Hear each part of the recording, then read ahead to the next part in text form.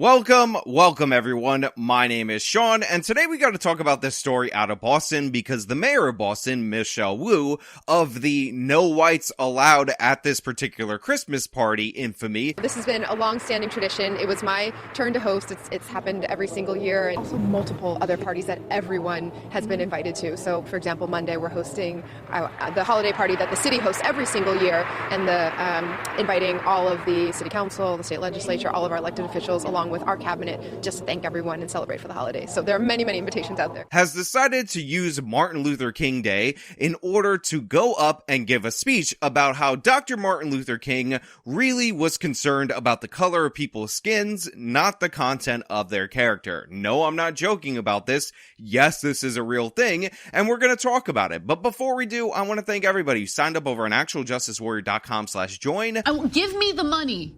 Give me the money. Okay? And thank you to the podcast listeners, Spotify, Apple, and Google's podcasting platform. People all across the country and here in Boston honoring the life and legacy of Martin Luther King Jr. Our Sharman Sacchetti is live in the city right now. And Sharman, the mayor ended up using one speech as an opportunity to fire back at critics. Mayor spoke this morning at the Boston Convention Center, and she did fire back at her critics, accusing them of ginning up misinformation. So there are a bunch of different psychological things going on right here for Mayor Michelle Wu. Now, to be clear, I'm not a doctor. I just play one on the internet.com. So all of my diagnoses, while 100% dead on accurate, are backed up by a non-existent medical degree. So you might want to take them as if that is true, and because it is. But that being said, right off the bat, we have main character syndrome. She is being asked to give a speech for Martin Luther King Jr. Day. It is a holiday that is not about her. It's not about the mayor of Boston. It's not about Asians or anything like that. And she's taking this opportunity to make it about her, to make it about her stupid Christmas party, and make it about the people who accurately and rightfully called her out for her ridiculous racist party. On top of that, if you don't remember that story, she not only sent out the invitation to everyone, but then rescinded it, saying no whites allowed after the fact. I think we've had individual conversations with everyone so people understand that it was truly just an honest mistake that went out in typing the email field, and I look forward to celebrating with everyone at the holiday parties that we will have besides this one as well. So it is my intention that we can, again, be a city that lives our values and create space for all kinds of communities to come together. The mayor apologizing for any confusion that the original email created. And the fact that she thinks that is aligned with the American perception of the civil rights movement is absolutely shameful in every possible way. Economically stable. At the Boston Convention Center, a breakfast to honor the life and legacy of Dr. Martin Luther King Jr. Boston Mayor Michelle Wu firing back at critics of her Electeds of Color holiday party. I am tired of those fearmongers and mob baiters who fan the flames and call for unity. Now look, I gotta say something to you guys out there in the audience, and I'm not sure how you guys are gonna receive it, but just know in your heart of hearts that I'm 100% correct. There is a perception from the American right based on Martin Luther King Jr. having to kind of put his advocacy for civil rights in American terms because of the time period in which he existed, that makes people assert without evidence that Dr. Martin Luther King Jr. would be opposed to all of this woke nonsense, this DEI crap, and whatever. But the thing is, I actually don't believe that's the case. Almost all of the contemporaries who were alive, who knew Martin Luther King Jr., who were in the civil rights movement, who marched with him and all of that, are pushing this woke nonsense. Almost all of them are agents of the Democratic Party, and I have no reason to believe that Dr. Martin Luther King Jr. would not have moved with it. Again, the reason why he is so beloved nationwide, the reason some of his speeches are so quotable,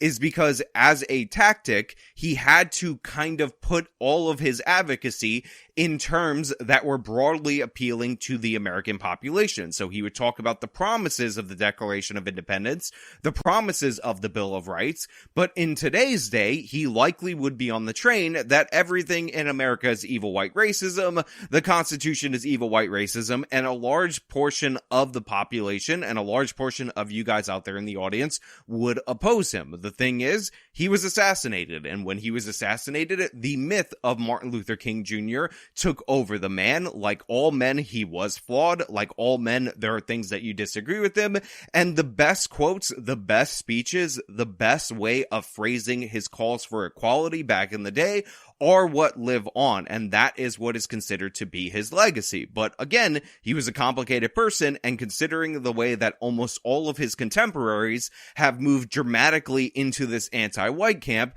we have no reason to believe that he wouldn't do the same. So I'm just going to say right off the bat that people who are asserting that she's against the spirit of Martin Luther King Jr., it's not accurate. But the reason why we have Martin Luther King Day, she is against that, if that makes sense. The mayor says no one thinks twice when other groups meet and accused critics of ginning up misinformation. All right, so now that I've clarified my thoughts about where MLK Jr. would be if he were alive today, I just want to point out that the mayor of Boston is completely incompetent and incredibly stupid. The idea that nobody bats an eye when other groups, the implication being white groups, have their own events or something like that, is ridiculous and absurd in every possible way. Every single ethnic group, whether they be Asian, Indian, Black, whatever, can have their own clubs, can have their own things, and that will not be questioned. Go try to form a white student union on any college campus in this country and see what happens to you. Now, if you subdivide the groups, which I actually think makes more sense because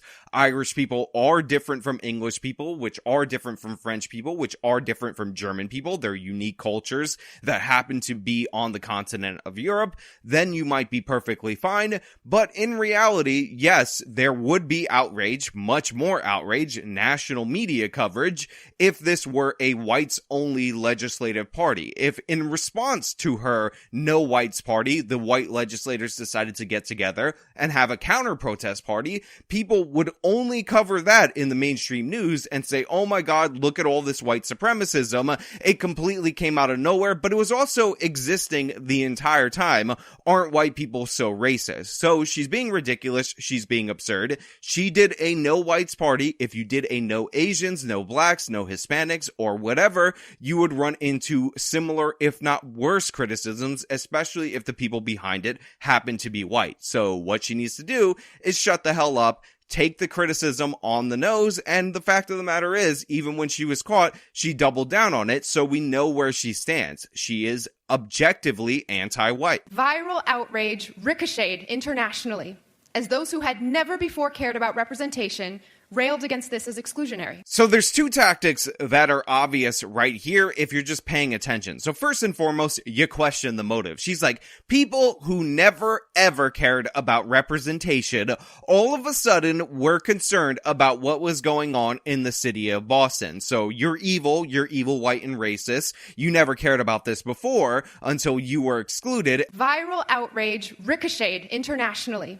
as those who had never before cared about representation railed against this as exclusionary. And then she follows it up with that complete and utter absurdity where she's like, and then they acted like this was exclusionary. All we did was throw a party for non-whites, accidentally invite everybody, and then when we realized we accidentally invited everybody, specifically sent out emails to white representatives in order to tell them they were being excluded from this, and you guys had the nerve to call that exclusionary. What the hell is wrong with you? Why don't you just take the exclusion that we're giving you? No whites allowed. Do I need to hang a sign? How dare you be outraged by the thing that I'm actually doing? How dare you try to hold me accountable? I am the mayor, therefore I am a god to the citizens of Boston, and I can do whatever I want, including violate discrimination laws. Now look, Michelle Wu was not the only one whining, complaining, trying to deny reality, and being upset about being held accountable.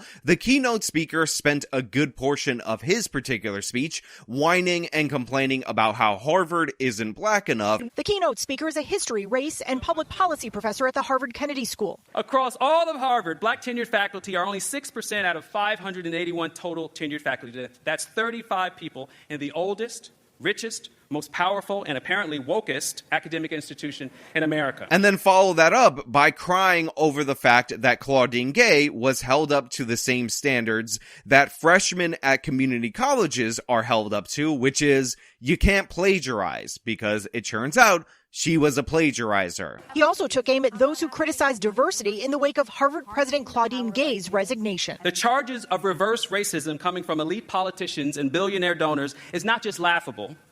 These false claims are a form of the most extreme misinformation and a colossal expression of hypocrisy. So to be clear to the dopey keynote speaker, nobody is charging anybody with reverse racism. It's just racism. It is discrimination based on race. You are asserting that it's reverse racism because you're trying to add in this whole power dynamic thing, which, by the way, doesn't even cut in your favor because, again, the head of the most prestigious university, definitely in the United States of America, probably in the world, was an underqualified black woman. She was in a position of power, and she ended up getting taken out of it because of basic standards that would have taken out somebody else years earlier from that position, or never allowed them to be in that position in the first place. As far as Michelle Wu and her racist party, if you're going based on the definition of prejudice plus power, she's the mayor of the city of Boston, the top job in that particular city, and she is discriminating. So again,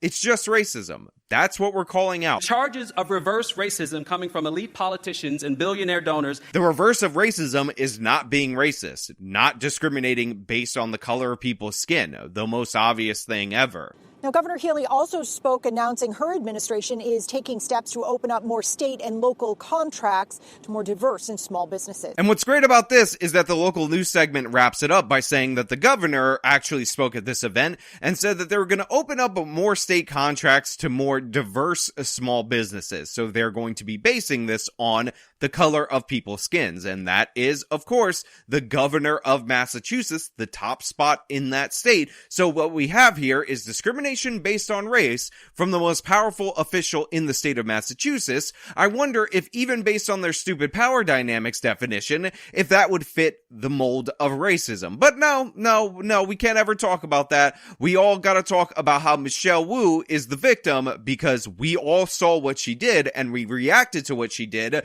And how can she ever be removed from her victimhood being an Asian woman who, of course, is in the highest income earning demographics in the entire country and being the mayor of a major city? She is so oppressed that she got to that slot and she's able to discriminate based on race and not face any real consequences or sanctions or anything like that. Now look, I know somebody's gonna mention this, so I'll just throw it out there that her husband is in fact a white person. She has 2 kids with that person, so yet another situation of anti-white in the streets but pro-whites in the sheets. But you know, that's really not any of my business. It's not any of your business, and I don't want to mention it except for the fact that I do want to mention it, which is why I'm not going to edit this out of the video. But I want to know what you guys think about this down in the comments below.